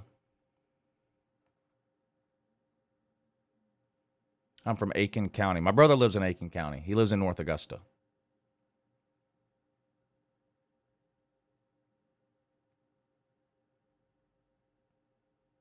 Did the blizzard of 93 hit Augusta? I don't remember. Yeah, I've been to the Masters a bunch of times. When you live in Augusta, going to the Masters is like living at the beach. Like if you live at the beach, eventually the beach isn't that big of a deal. When you've lived in Augusta your entire life, you've been to the Masters several times. It is really, really hard to get tickets, and they're very expensive, but there's a lot of people in Augusta who get tickets every single year and have been getting tickets every single year for 40, 50, and 60 years. 2 of them, 4 of them, 8 of them, whatever it is. And when you've lived here your whole life, whether it's someone you know directly or whether it's a friend of a friend type of situation, it's not that hard to get a ticket to the Masters. The last time I went, I think, was 2014 or 2015. I took my dad. It was the last year that Gary Player Jack Nicklaus and Arnold Palmer teed off Thursday morning for the honorary. They have an honorary start to the Masters every Thursday, and that was going to be the last year that it was Jack Nicklaus, Arnold Palmer, and Gary Player. And I took my dad to see that. Yeah, I've seen Tiger Woods a bunch of times. It's not that easy to see Tiger Woods because he's got the biggest following every year. So what people do when they go to the Masters, there's two different ways people do it. Some people say, okay, I want to see Tiger Woods. I'm just going to follow Tiger Woods through all 18 holes. Well, that's a great idea, but the problem is there's a lot of other people who go to the Masters and they say, I want to sit at the 13th hole and watch people come through that 13th hole all day long. Or I want to sit at the 18th green. Or I want to sit here, I want to sit there. So if you try to just follow one player around, every time you get to the next hole, there's already 5,000 people that are just sitting at that hole all day long. So it's hard to see Tiger Woods because, well, it's not hard to see him. It's hard to get close or follow him because there's so many people that follow him. But yeah, I've seen him there a bunch of times.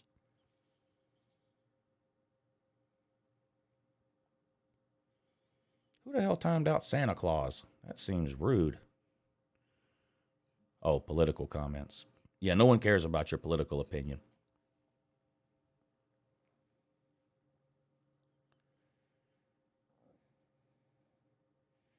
No, I didn't go to UGA. I went to Augusta State.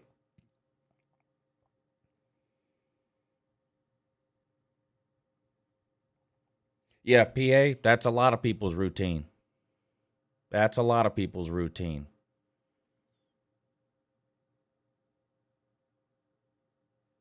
Oh, I'll definitely be doing a Florida State win total prediction video this year, yeah. I like the direction Florida State is headed in, especially comparatively speaking to the other teams in Florida. I don't think Florida State's fixing to win the ACC or make the playoffs next year, but I like their trajectory right now better than Miami or Florida.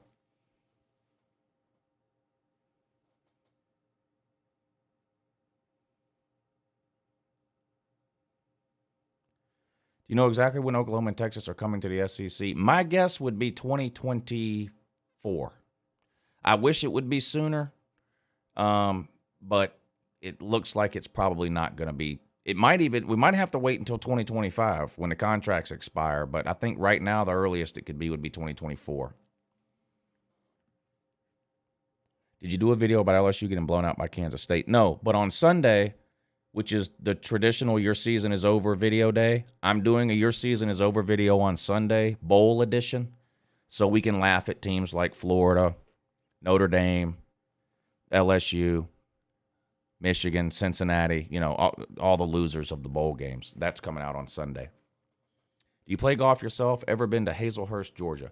I've never gotten seriously into golf. I have been through periods of time where, I played golf 4, 5, 6 times a year or something, but I've never gotten serious about golf.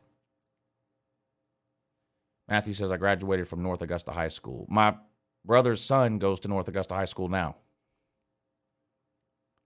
Thank you for the super chat, Matthew. Ethan, thank you for the super chat. Do you play golf yourself? No. I just answered that. And no, I've never been to Hazelhurst.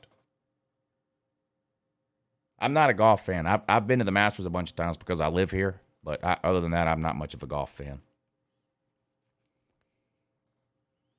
Do you think Archie Manning comes to UGA? No, I don't.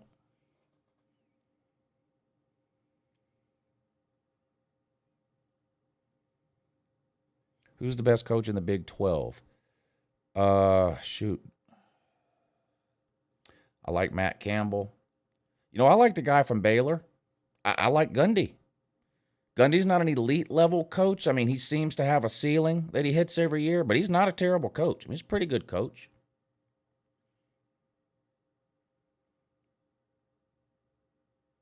We have Tennessee favored against LSU next year. I don't know yet.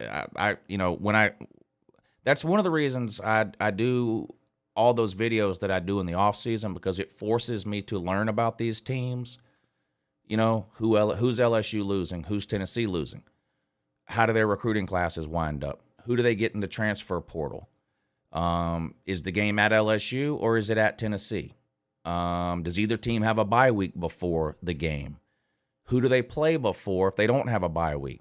Is it a rivalry game before or after that game? There's a lot of things I look at before I do predictions.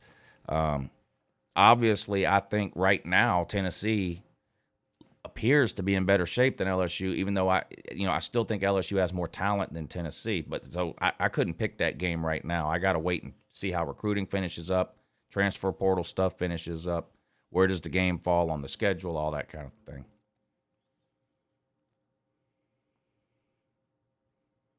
If UJ wins, will Stetson get a statue outside the stadium? No.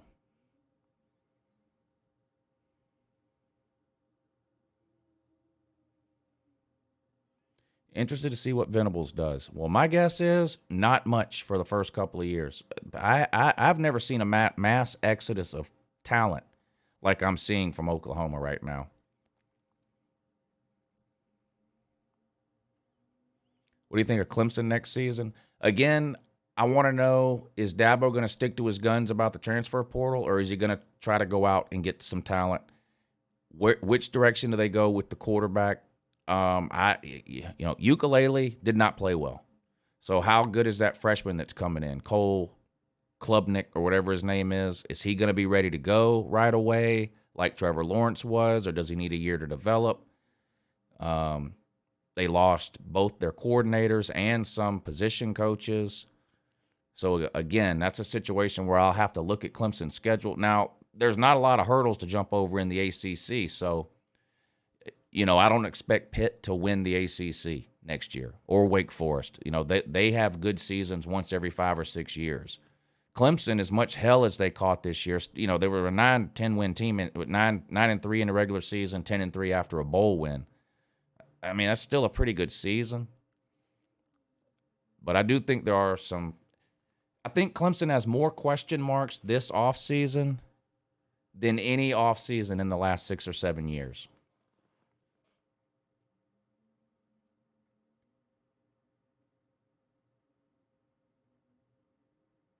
Can you do another video ranking the coaches from each conference video series? Yeah, that's a great idea. See, that's the kind of stuff in the offseason I have time to do. During the season, there's so much going on with actual games and all that kind of stuff that it's hard to do those kinds of videos. But in the offseason, I am constantly looking for video ideas. So when I do these live shows in the offseason and somebody makes a comment like yours, hey, can you do a video ranking the coaches? I have a notebook I keep on the desk, and I write that down because I want to make the videos y'all want to watch in the offseason because it's hard to get viewers on a college football channel in the offseason. So when I'm doing a show and somebody says, hey, can you do a video on this? I write it down and I make sure I do it. Santa Claus wants to know what I want for Easter. Nothing.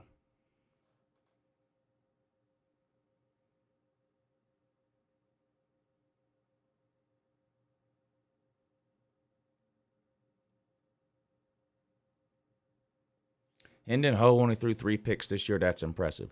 That is impressive, but the problem is one of the reasons he only had 3 interceptions is because a lot of his passes were thrown 10 yards over everybody's head.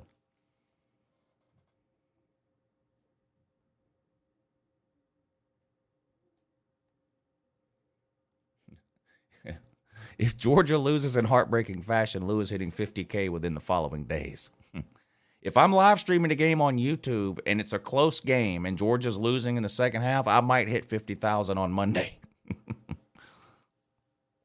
People love to come and watch when you're losing.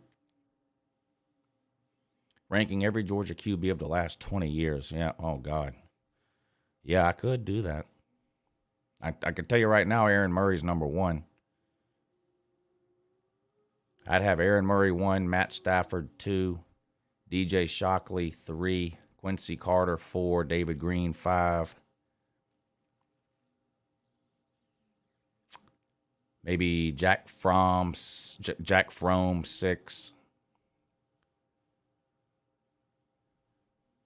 Stetson Bennett 7.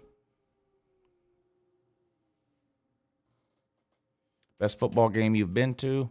2000, Georgia versus Tennessee in Athens. When the goalpost got tore down. I think every college football fan should experience that once in their life. Jeremy Watkins, thank you for the super chat. I appreciate that, sir. Off-season is actually more fun, says Traveling Fools. Well, it is in a way. It's a lot less stressful because there's no games to worry about or stress about or whatever. And it does give me time to do more creative things like the comment on the comment videos, super fan videos, things like that take a lot more time to do. I have a lot more time to do those in the off-season.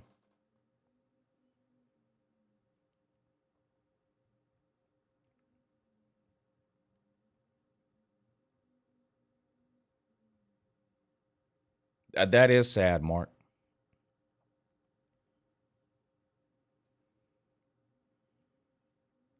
Fatan Balto, 20th. And Dwan Mathis, 19.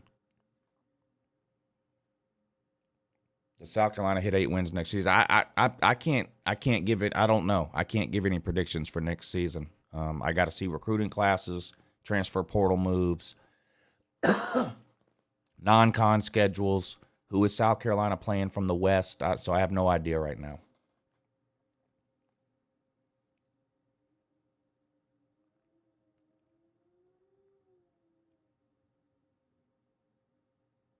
If UJ wins, the call-in show will be nuts. The call-in show is going to be nuts, win or lose. Next Tuesday's call-in show will be a good one either way. Either there's going to be a lot of people calling up to troll me and laugh at me, or there's going to be a lot of Georgia fans calling up to brag.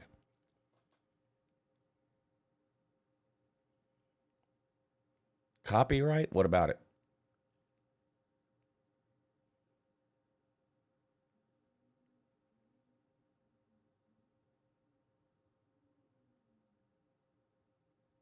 I would be more likely to cry if Georgia won than if they lost. I've never physically cried after a Georgia loss. I don't know that I would cry if they won, but I feel like I would be more likely to cry if Georgia won the national title than if they lost it. If I didn't cry after the 2017 game, losing in overtime, then I don't know what I can't imagine ever crying after a loss.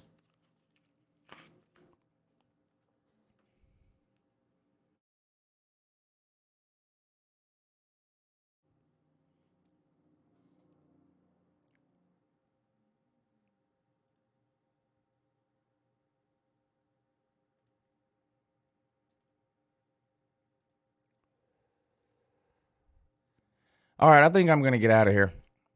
Chances Mayhem Matt gets on Superfan videos.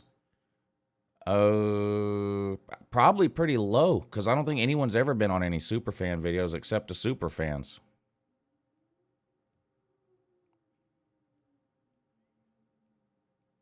But you're welcome to come over and watch a game or something sometime. If you live in, I think you said you live in the area, don't you? All right, I'm going to get out of here. Appreciate everybody tuning in. I love you guys. Morning show tomorrow at 8 a.m. on the second channel. Until then, though, have a great day.